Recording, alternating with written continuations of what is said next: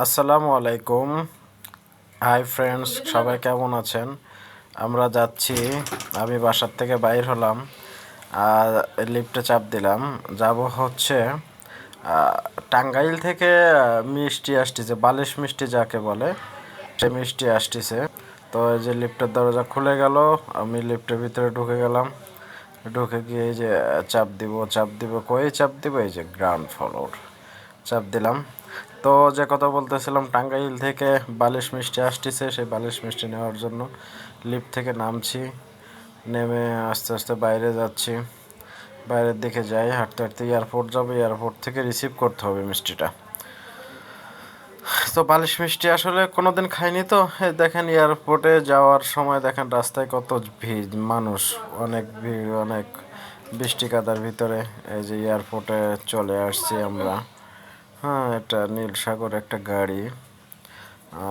তো মিষ্টি তো বালিশ মিষ্টি তো আগে কখনো খাইনি, তো হ্যাঁ সেজন্য এই যে ফ্লাইওভারের উপরে গাড়ি আসবে, দাঁড়ায় আছি, গাড়ি কখন আসবে, গাড়ি রিসিভ করব।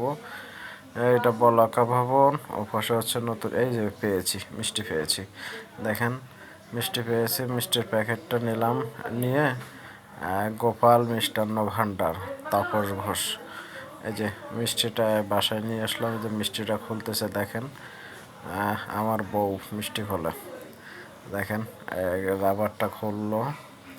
রাবারটা খোলার পরে দেখি ভিতরে কি ভাই, wow wow wow, so nice, so beautiful.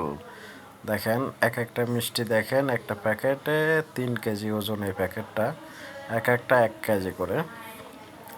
তো খেতে অনেক সুস্বাদু। এই যে দেখেন প্লেটের উপরে রাখছে, রাখার পরে চামচ দিয়ে টাকায়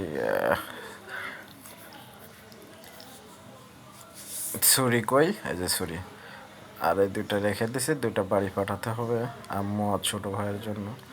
হ্যাঁ, কাটবে, ওখান থেকে কাটতেছিল, ওখান থেকে কাটা নিষেধ করছে, বলছে সাইড থেকে কাটার জন্য। দেখেন কাটছে, হ্যাঁ কাটার পরে অনেক বড়, তো ছোট ছোট করে খেতে হবে। হ্যাঁ,